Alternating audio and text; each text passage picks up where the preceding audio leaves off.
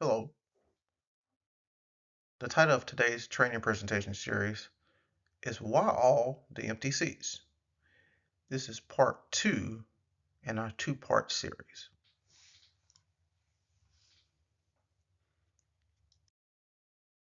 You may recall from part 1 of our series that I was fortunate enough in this calendar year of 2023 to remotely view an in-person officiating training seminar from a very prominent officiating organization.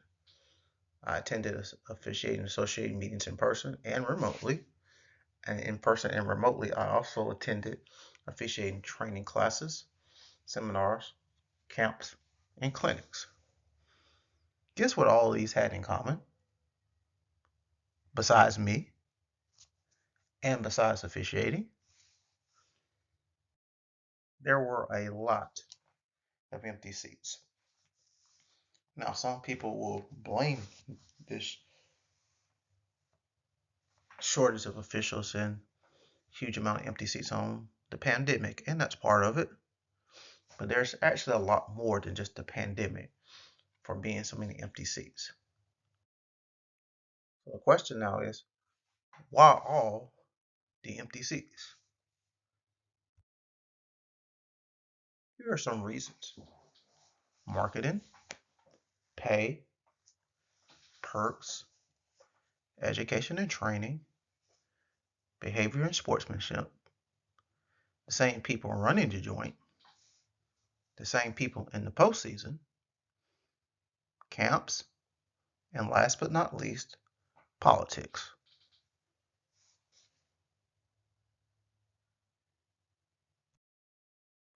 In part 1 of this series, we did a deep dive about marketing. We looked at companies and organizations that were great at marketing. We looked at a particular sports association that actually performs marketing of officials, and we analyzed what they did well and what they did not do as well. And we came up with solutions and remedies to have more positive marketing about officiating. Well, today in part 2, we're not going to talk about marketing. We're going to talk about everything else. As you may recall from part 1, these are my observations from the events that I attended. And we were, I don't want to say appalled or offended, but let's say we weren't happy at some of the things that we saw. And basically, our observations that were common through all the different events that I attended is there were a lack of females present, there were a lack of people of color, and we had a large majority of our attendees were not only male, but they were older. More specifically, there were very few attendees that were probably under the age of 40, and in some cases, even under the age of 50.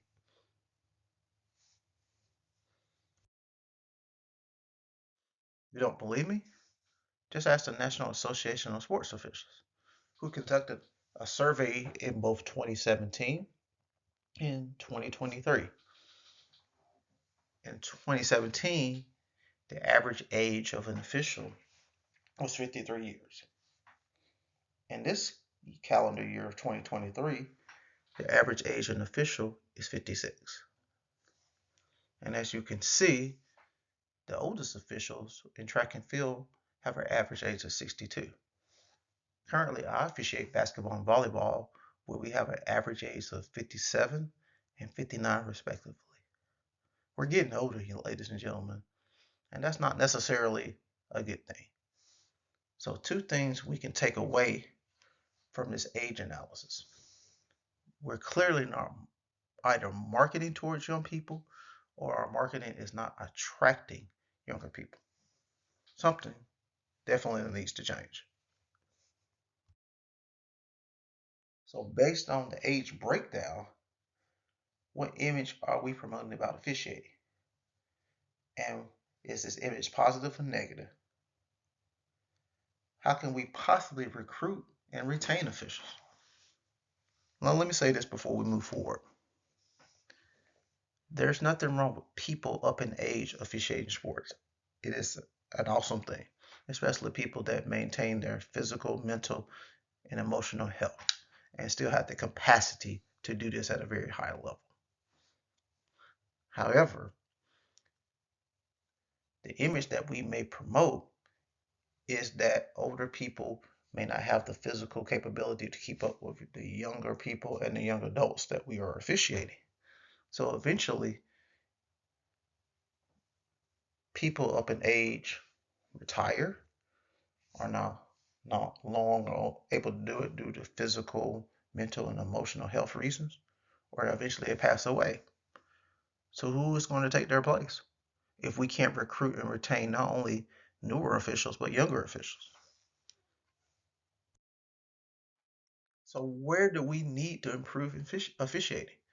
In part one, we talked about the improvements in marketing that we could make, but there are other areas that we have highlighted that need improvement. So how do we improve them? Hey, perks, training, the same old folks and the same old folks. Pay is pretty self-explanatory. We're going to perform a deep dive on pay momentarily. In terms of perks, officials invest money to officiate sports, including registration and association fees.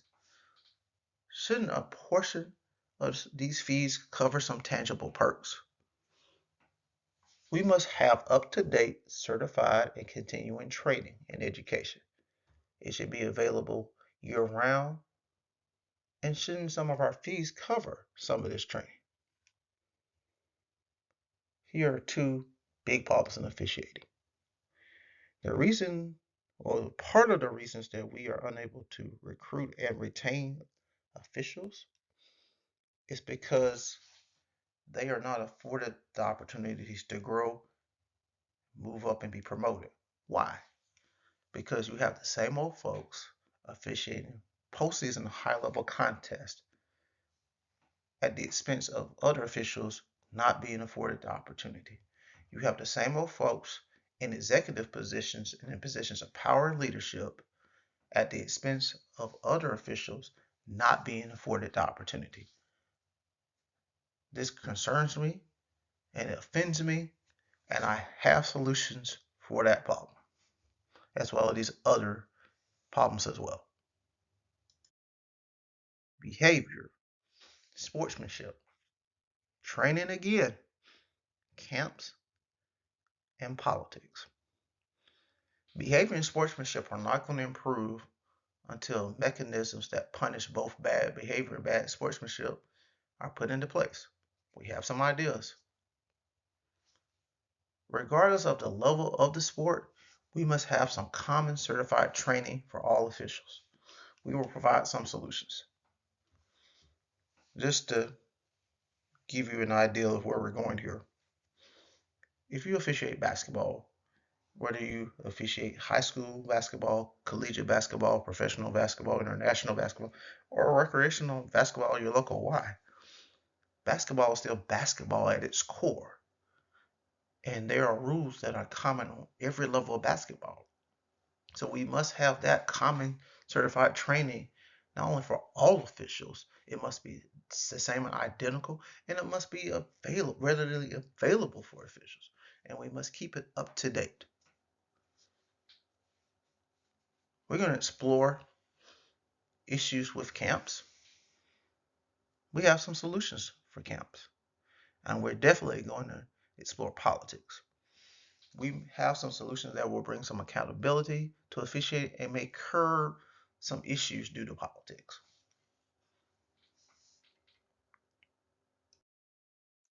Hey, officiating is a job, ladies and gentlemen. It's not a hobby. It's a job. It's a very unique job. And the last time I checked, when you work a certain number of hours for a job, you are paid for your services. And with any job, You should be paid what you're worth. In officiating, some people are being paid what they're worth. In some instances, some people are not. We're going to talk about that right now. So let's analyze pay in officiating. And similar to what we did in part one, we're going to use the Georgia High School Association for comparison.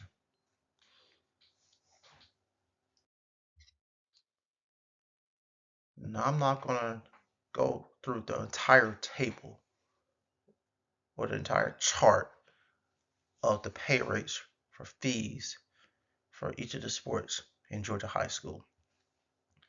Because I'm using myself and Georgia High School as examples, I'll highlight the fees for the sports that I currently officiate. So currently I officiate basketball. So for a crew of 3, each official on the crew is paid $70 per contest. Because we use shot clock in Georgia, we also employ a shot clock operator who is paid half the game fee, which is $35. There's going to be a catch that you're going to like, and we're going to get into that momentarily. Sub-varsity contests pay $55. And in our postseason, for the first 3 rounds, each official is paid $160, with each official in the 3-person crew being paid $175 for semifinals and finals.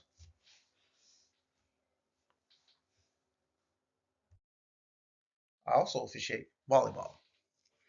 So for the best 2 out of 3 match for varsity, each official is paid $55. And when I talk about each official, I'm speaking of the first and second referee. If the match is only a first referee match, that official is paid $55. Similarly, a best 3 out of 5 match, each official being the first and second referee, or if it's the first referee alone, is paid $75. Sub-varsity contest respectively, officials are paid $44 for the best 2 out of 3 per match and $67 for the best 3 out of 5. In the postseason, where we use first and second referees for all postseason matches, the first 3 rounds consist of a rate of $100 per contest and $115 for semi and finals, where line judges are paid half the game fee. In Georgia, which is one of the things I love about Georgia, in addition to our contest pay rates, we also receive travel. So one official receives a travel rate of $30. If we're using 2 officials, we receive a total of $40, which means $20 per official. And 3 officials receives a total of $50, which is split among the crew. We note that the travel fees are based on a per crew per competition day basis. So basically, we're compensated not only for officiating the match, but we're also compensated for traveling to this officiating and game site. Here's some observations about pay, and we're going to use the pay rates that we just saw from Georgia High School Association for comparison and analysis. I'm not saying this because I've been working high school sports for Georgia High School Association for 15 seasons. Wow, I can't believe it's been 15 seasons. But in all activity, Georgia High School does a good job with these pay rates, and not only that, but having travel included. And our pay rates have gone up in recent years. Here's some questions and observations. Why do recreational sport officials not receive travel? It's like high school officials, aren't they traveling to game sites, to gymnasiums, to courts, to fields, to facilities, just like high school sport officials? And in some cases, they're traveling further and more often. Does NCAA officials, do they receive travel? Is it included in their pay rate? Is it not included at all? If not, why not? Aren't they traveling to a court, a gymnasium, a facility, a field? And in some cases, I know because I officiate collegiate volleyball, we're traveling further. What about professional international national officials? Are they not traveling to sites? We're going to discuss travel later in the presentation. Recreational sports as a whole have more games and contests than high school sports. So you can reason that they're going to generate more revenue than high school sports. They're doing this because they're generating revenue for parking, admissions, sponsorships, concessions, and team registrations. And that's just the tip of the iceberg. So common sense will tell you they have a lot of revenues. Excuse me. So why do they pay officials significantly less than high school sports, who may not be generating as much revenue? And to some of my brethren who run officiating associations for recreational sports, and this is not all of them, there are some very good ones, but there are some of you out there who will undercut bid rates just to secure contracts. So let me tell you something. That does not benefit officials as a whole. If someone has a contract for X, and X is a pretty decent to good rate, let them have the contract. Don't come in and say, well, we'll play X minus 10. You're actually doing officiating a disservice. You're probably providing less quality officiating. You're saying to tournament directors and to tournament event promoters that will work for pennies on the dollar, and you really don't care about officiating as a whole. Because if you did, you would understand that the more money officials make, the more money you make. So would it not be better for officiating as a whole if all payments occurred electronically for tax and tracking purposes?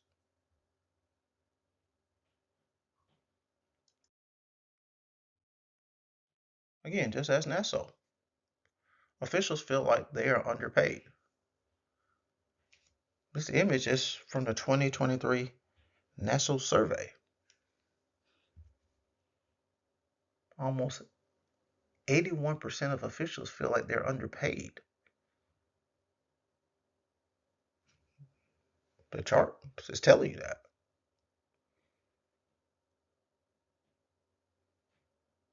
I enjoy officiating. It's done a lot of great things for me. I'll say this, I'm paid well, and I'm blessed enough to say I'm probably paid better than most. And I'll tell you, I'm underpaid. Something needs to change.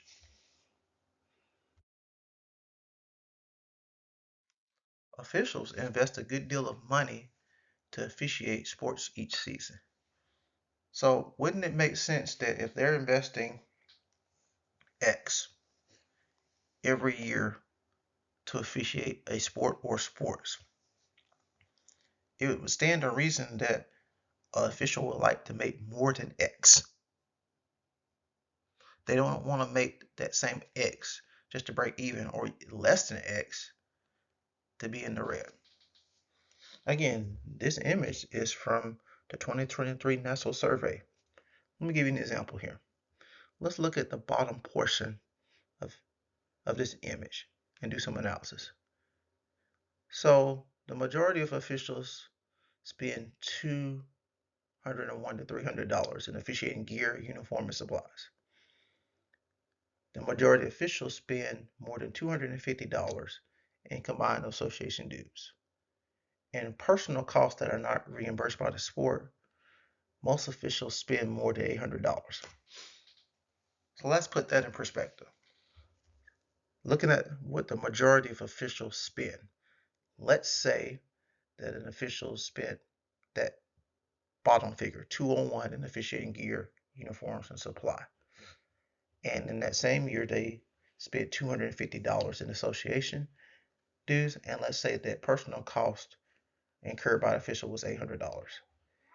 That is a total, if my math is correct here, of $1,251 each year to officiate a sport or sports.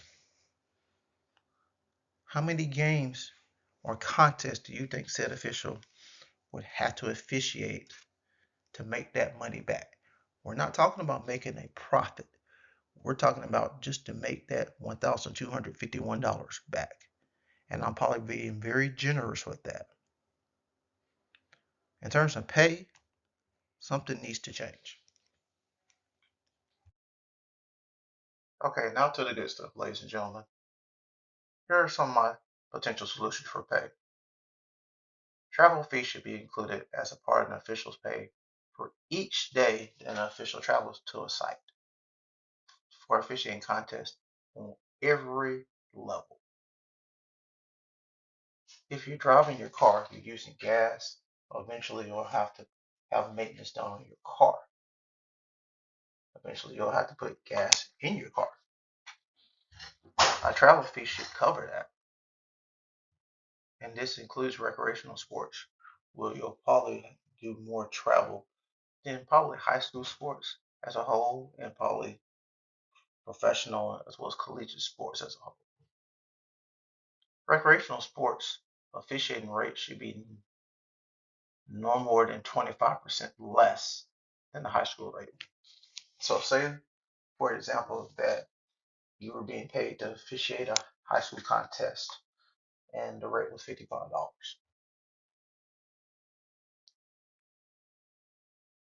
25% of that is somewhere in the neighborhood of $13, $14. So I'm not, my calculator is currently not functioning in my brain at this point. So I would say that for that same sport on a recreational level, you should make no less than $40 per contest. If you're going to make less than $40 per contest, then it should not be significantly lower than $40, and it should include a travel fee. All officiating pay methods should be electronic. This ensures that pay is received faster and in a more timely manner.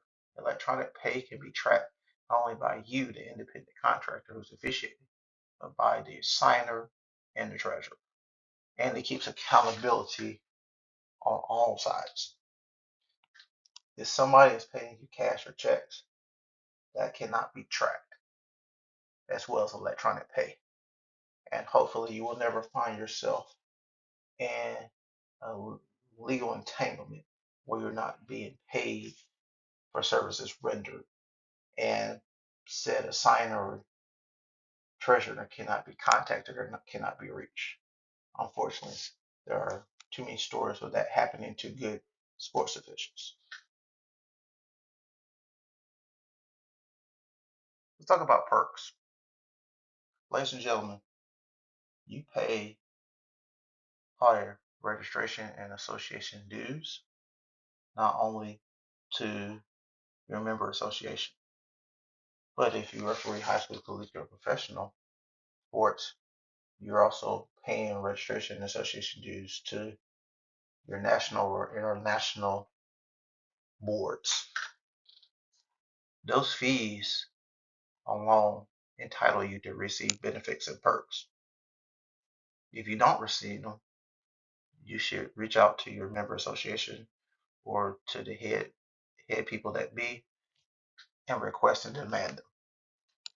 You are performing a valuable service by officiating sports for young people and young adults. I'm very blessed to referee here in Georgia, especially high school sports, because my association fees, as well as the fees that I pay to National Federation of High School, have entitled me to receive some benefits and some perks.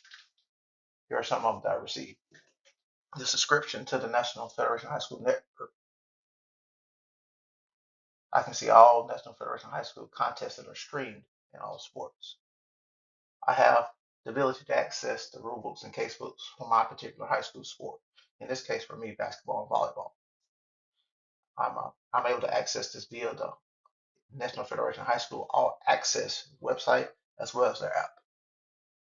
In Georgia, we receive the Georgia High Schools Association Season Pass for an additional $15 or there are some ways that combined fees will give us access to this pass especially if we officiate multiple sports, as I do. So I can attend any Georgia high school sporting event for free. And here in Georgia, in addition to my contest rate that I make for officiating the contest, I also get a separate travel fee included.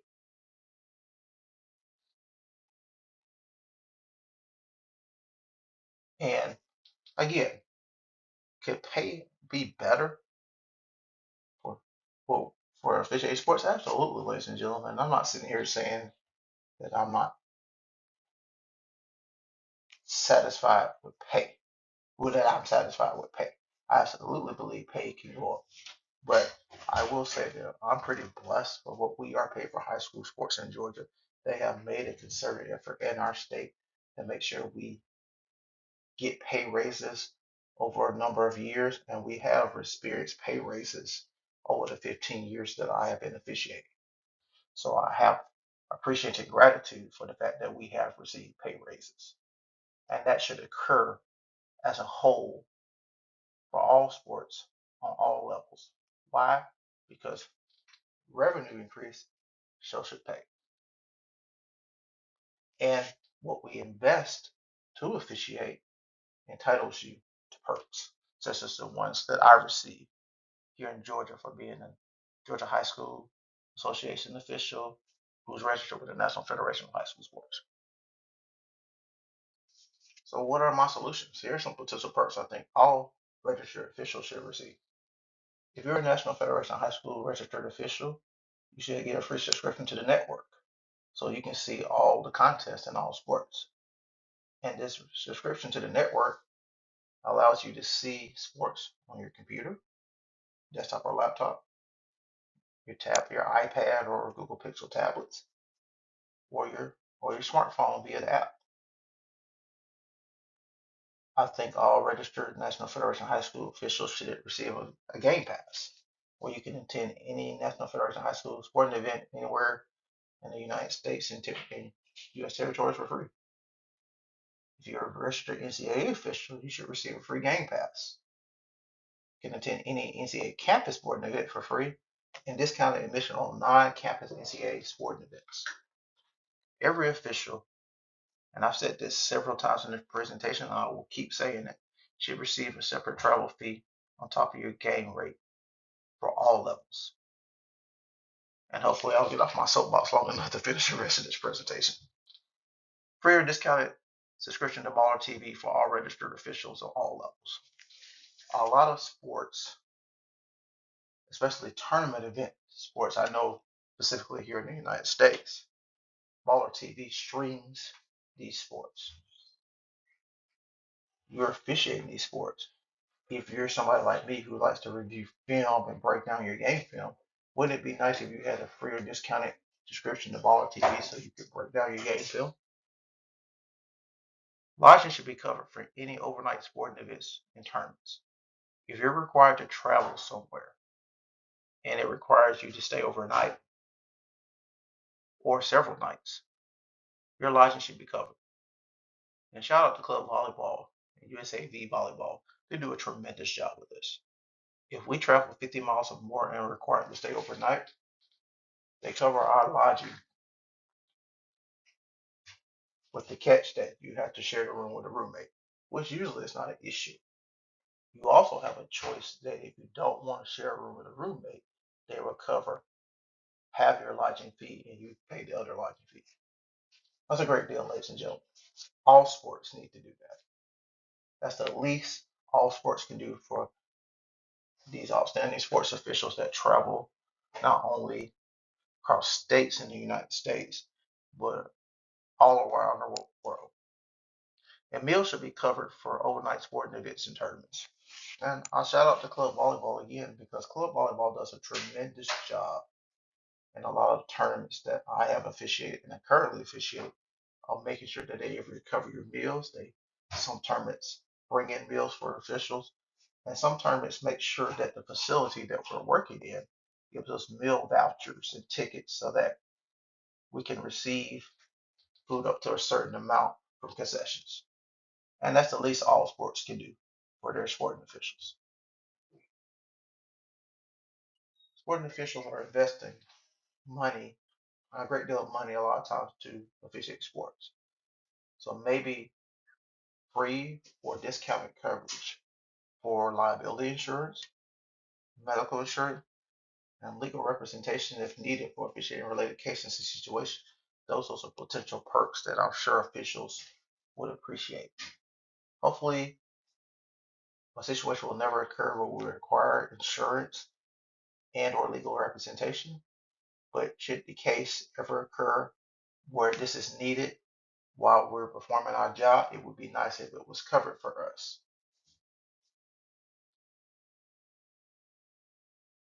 Training. Now, ladies and gentlemen, I do have a soapbox about training. I am a trainer.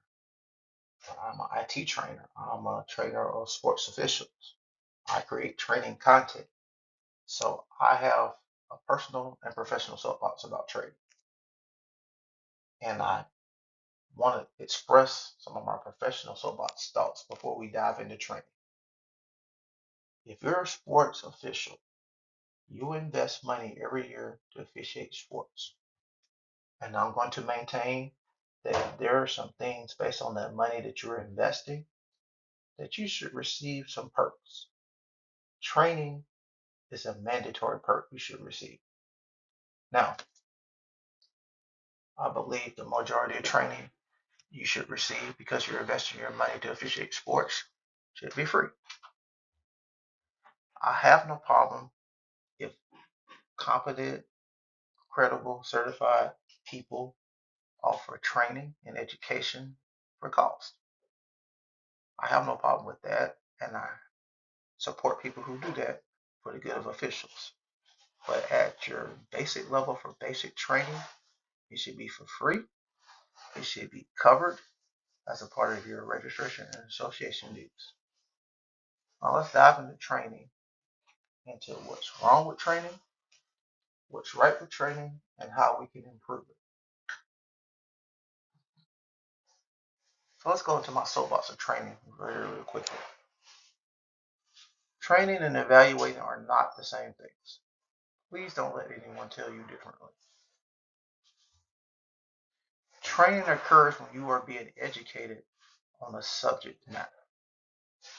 Pretty much think of yourself as being in the classroom. There's somebody that's teaching you something, that is training. Evaluations are assessments.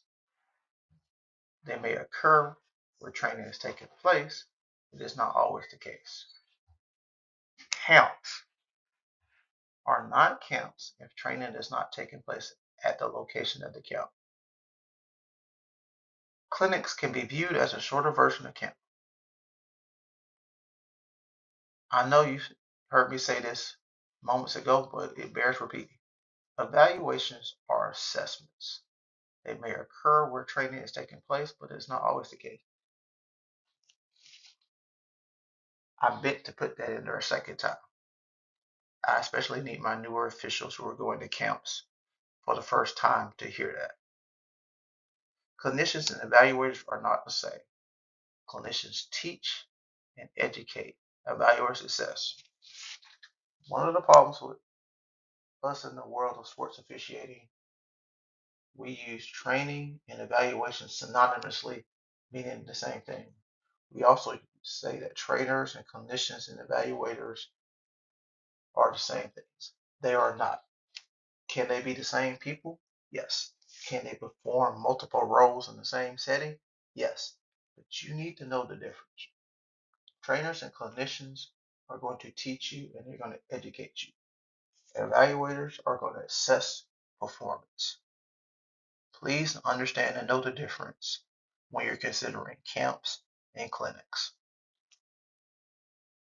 Here are my solutions for training. If you're a registered first year official, your first training camp should be free. And a first year training camp should be offered for all new and first year officials only. Registered officials of all levels, of all years of experience, have online access to rulebooks and casebooks that can be accessed to anyone with an internet connection. Certified, centralized, up-to-date online training for registered officials of all levels should be available. And training must have an internet presence via a central website and or YouTube. I personally think it would be great to have it on YouTube, so you don't necessarily have to have a subscription, be subscribed to access certain components, and you have to be a subscriber or registered to access other components. I think having a centralized website that may require a login would be great as well. But training should have some kind of internet presence where it can be readily accessible by people. Every official, every level, must complete some form of online training each year. And training should be required each year for postseason eligibility. Training should be required for officiating eligibility of recreational sports officials, even if they don't officiate high school, collegiate, or professional sports. Our business is better when every official, regardless of level and experience, has received training, the same training. They make our business better. They make the product that we put on the floor, the court, and the field better. And they entitle us to have the ability to receive the highest rates possible because we're putting a good product, a great product on the field, the court. We can demand our value. Camps. You thought I had a soapbox about training. I have a real soapbox about camps. Let's get into it.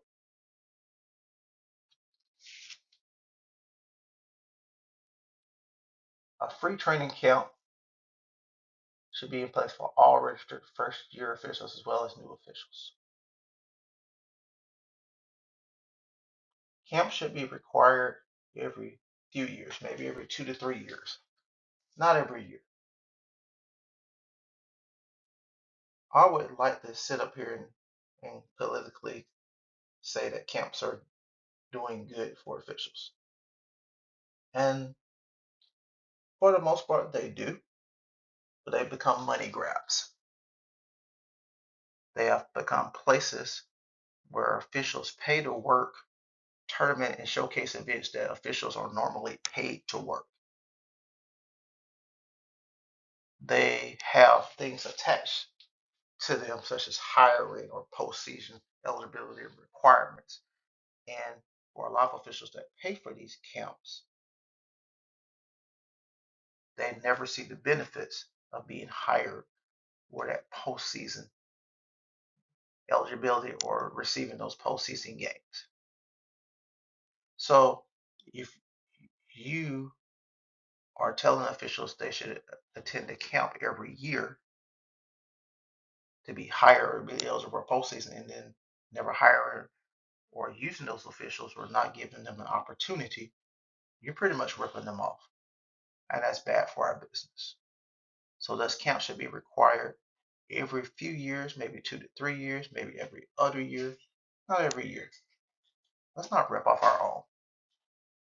And they should be a factor, but not the only factor for determining postseason eligibility and potential hiring. Camps must have mandatory classroom instruction. They just can't be evaluations of officials and showcase and tournament games. Ladies and gentlemen, I work a lot in the spring and summer between officiating volleyball and basketball, and in days past, flag football, and in other days past, baseball and softball and lacrosse. I'm used to working in the spring and summer, improving my craft, staying sharp, and making money. As one of my mentors used to tell me, God rest him, Jim Pepper, you get paid to train. Officiating is getting paid to become better with every contest that you work. So doesn't it seem kind of backward that you're going somewhere to officiate an event and you're having to pay to officiate that event? And if I'm going to pay to officiate that event, I would like to get my money back in some form or fashion. And if you're telling me this camp is for postseason, I want postseason games to make that money back. If you're telling me that this is a hiring camp, I want to be hired to make that money back that I paid for camp. And I think any official would honestly feel that same way if you ask them privately. So camp should have some classroom instruction. Even if you decide that that classroom instruction is going to occur remotely before the camp, during the camp, or after the camp. If you're going to call the camp, you need to teach me. If the camp is a hiring camp, then state that, please. Say, this is a hiring camp. Camp should be required for efficient eligibility of recreational sports officials, even if they don't officiate high school, collegiate, or professional sports. It's the same principle I'm saying about training.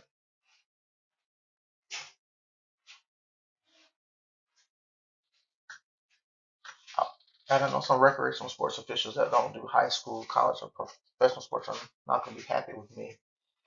But I'm going to say this to them if you're listening. You're hurting our business. If you don't go through the same training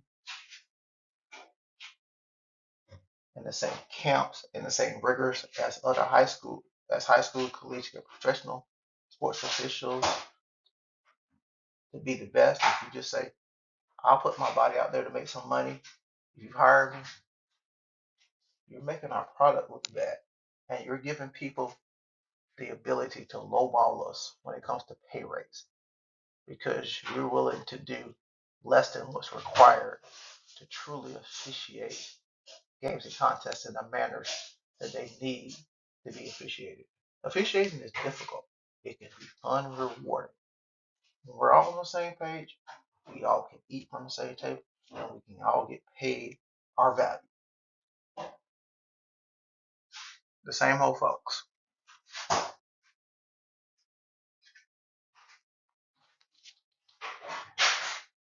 Part of this presentation is me doing a professional analysis of officiating.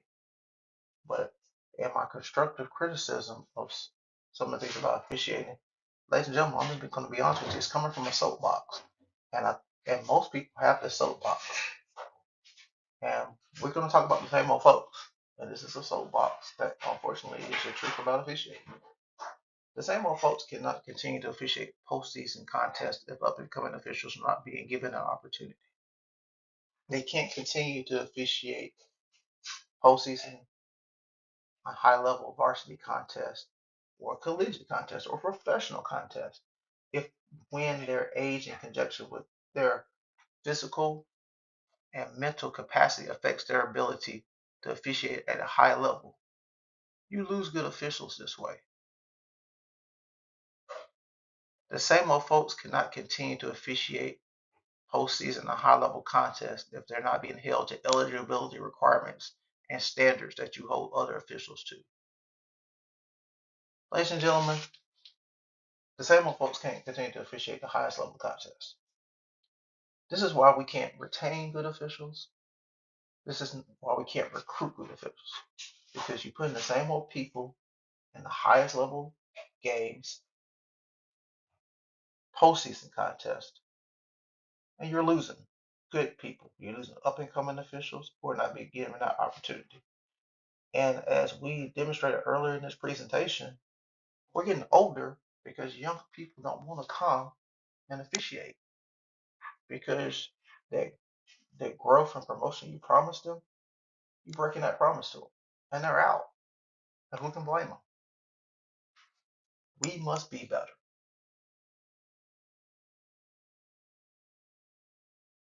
Here's a solution. We need to have a universal system of evaluation to be established for every sport. This system is going to take a variety of factors into consideration for an official's evaluation. Most of the evaluation system will be pretty simple in terms of numbers, 1 through 5. 1 being the worst, 5 being the best. The system will use all these factors to determine the best officials for postseason and high-level contests. This system must be used by all member associations. It is a non-negotiable. If they don't use the system, you fine them. And you tell said member association you can't have officials in postseason. You can't have officials in these high-level tournament contests and showcase. This system will allow officials to log into the system at any time, view their ratings and evaluations, and they can also see who's evaluating. It will measure their camp attendance and participation. Yes or no? Meeting training requirements each season. Only yes or no. Meeting testing requirements. Yes or no. Associated meeting attendance requirements each season. Yes or no. It will take into account evaluation from coaches, from partners, and from independent evaluators. It will also offer an additional component of extra credit. If a high school, collegiate, professional official participate in off-season training classes, clinics, and seminars that are not required for their member associations, bonus points for them, especially if they're investing their own money in these additional training classes, clinics, and seminars. They will be documented, bonus points for them. If they officiate contests in their off-season, tournaments, showcase events, bonus points for them. And this extra credit should be given them because it's demonstrating to those who are looking that they are serious about improving themselves and their craft to being the best possible sports officials they can possibly be. And this hard work and effort should be rewarded. I think this system of evaluation will be great for all sports. I think it would fix a lot of the politics dealing with the same old folks.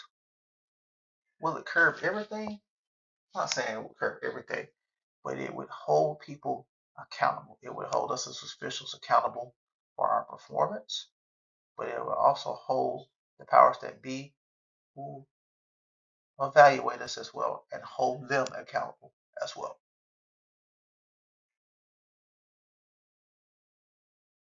Speaking of politics,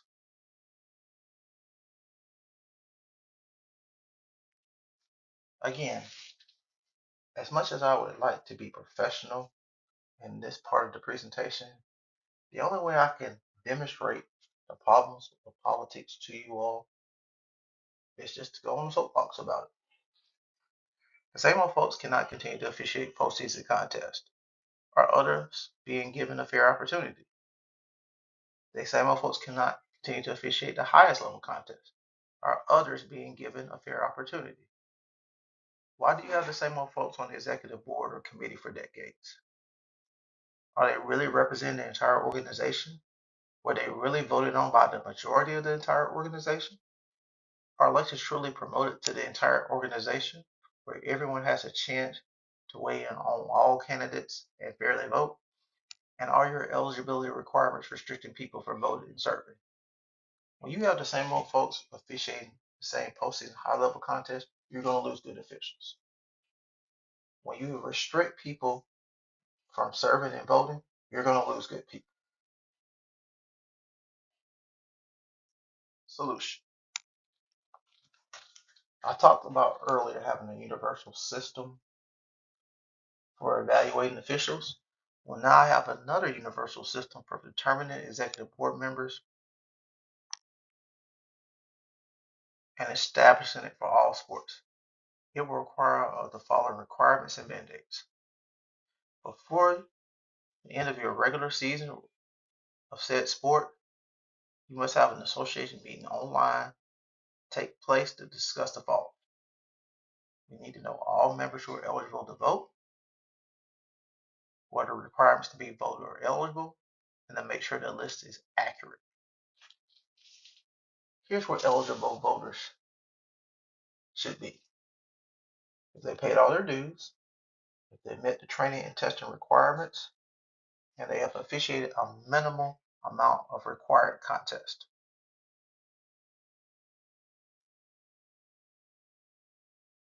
In this meeting, you're going to talk about eligible voters, who is voter eligible, making sure your list is accurate.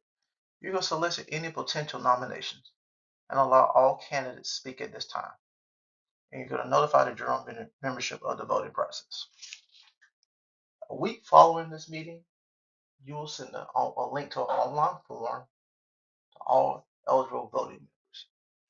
The vote will be tabulated and sent to a group of electors who will meet to confirm the count. The form that you are going to use to vote will send an email to you informing you of who you voted for so that you can ensure that you have voted for the people you choose to vote for. This can easily be done through Google Forms, Microsoft Forms. There are a lot of products there that can do this very easily. The group of electors will receive all of the results of the election and they will meet to ensure that the results are fair and accurate. Behavior and sportsmanship. This has become a huge, huge problem in the 21st century.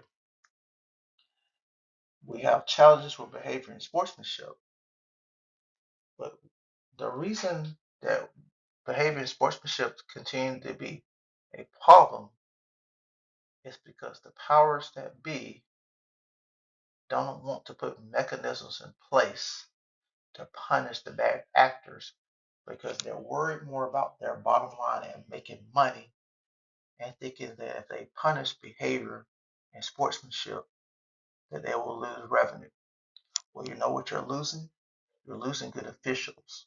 And if you continue to lose good officials because you want to punish bad actors, eventually that revenue that you're trying to hang on to selfishly, you're going to lose that too.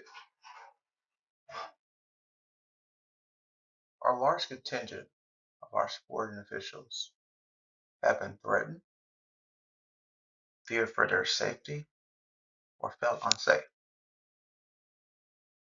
Don't take my word for it. These are the results from the national survey from 2017. I'll give you a moment to view the graphic. Numbers don't lie.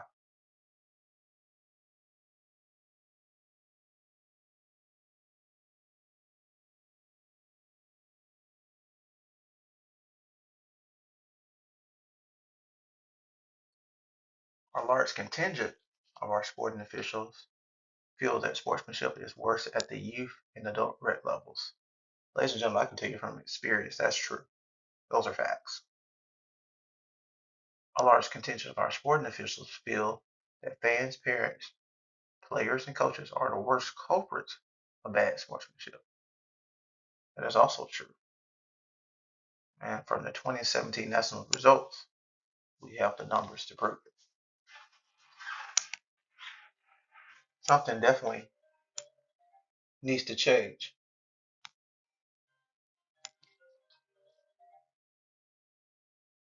A large contingent of our sporting officials feel that sportsmanship has not improved, has not changed, and is getting worse. Something definitely needs to change.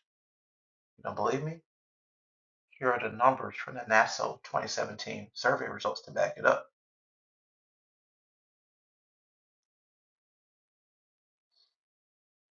Based on the graphic that we're viewing, 82% of sporting officials say that sportsmanship is either not changed or it's getting worse.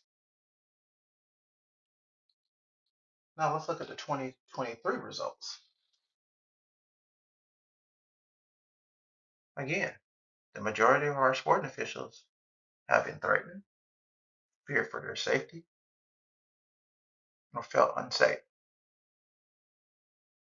And of the male and female respondents to our sporting officials, this is over 50%, ladies and gentlemen. They have fear for their safety. And over 11%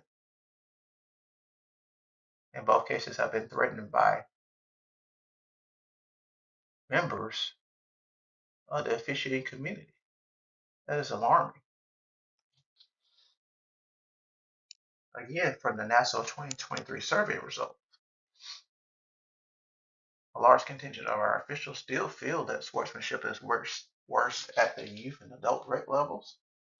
They feel that fans, parents, players, and coaches are the worst culprits of bad sportsmanship, and they feel that sportsmanship has not improved, has not changed, and is getting worse.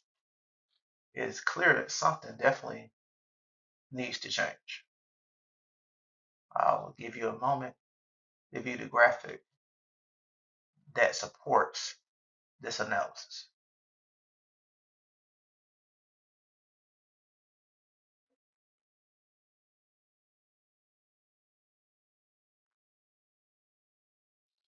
Ladies and gentlemen, I would never complain, constructively criticize, or go on the soapbox about a component if I didn't have solutions. A yearly required behavior and sportsmanship clinic for coaches and players, the guardians of those players as well, athletic directors, principals, presidents, and other educational staff, sports officials, and assigners. Now, you may be asking yourself, how are we going to enforce this policy to ensure that people take this clinic? Stay tuned. Got a solution for that. Other requirements are that mandatory law enforcement and security presence at all sporting events. No exceptions. No presence, no officials. Now, if you still have to officiate the event anyway, what happens? Got a solution for that. Let's talk about the punishments. Suspension and fines for players, coaches, schools, and staff who violate behavior and sportsmanship policies. Suspensions and fines for fans. Ladies and gentlemen, this is very easy. If you hit people in the pocketbook, most people will reform and conform. When there is a deterrent and a clear punishment such that it hits people in their pocketbook, I guarantee you most people are not rich enough or wealthy enough to continue to pay fines. They will be subject to arrest given the nature of the offenses and or for multiple violations of the policy. And if you have people such as schools, school systems, colleges, universities, and other organizations who are not enforcing these policies, you fine them. Again, ladies and gentlemen, this is simple. If people do not want to enforce the policies such that we have good behavior and good sportsmanship on everyone's part, hit them in the pocketbook. For our sports officials and signers, fine them and give them probation and suspension from high-level contest and postseasons. That will solve the problems with them. For schools, players, coaches, and teams, same thing. Fine them, prevent them from postseason opportunities. That will curb a lot of that. For fans, hit them in the pocketbook, suspend them, arrest them. That will curb a good number of problems that we have with behavior in sportsmanship. And we must not only do this on a high school level, collegiate level, professional level, but we must especially do this on a recreational level. If you're worried about revenue, it won't hurt revenue. You know why? Because you're going to hit revenue for these tournaments and showcase events in the pockets when they don't enforce the policies. I guarantee you they will enforce them. And when fans, players, coaches, schools, staff people that are bad actors know and and be witness to a history of fines, suspicions, and arrest, I guarantee that will curb most of our behavior and sportsmanship problems. We must get our government, especially in the USA, to enact federal legislation to punish offenders who threaten and or assault sports officials, players, and coaches. Should be mandatory jail time, nothing less. Probation is not an option. If you threaten somebody, go to jail. If you assault somebody, go to jail. What level must it get to? Must somebody die or be killed or be murdered before the United States gets serious about making sure that our sports are safe? This must be a collaborative effort and partnership on the part of all of us. Before we conclude this presentation, I would like to give some props and some flowers to Slides Media for the use of this presentation template, Unsplash for the use of the images. I would like to thank the Georgia High School Association for their efforts in promoting our officials and the use of their material. I would like to thank each and every one of you for taking some time out of your day or night to view this particular training presentation. We hope you gain some valuable insight from it.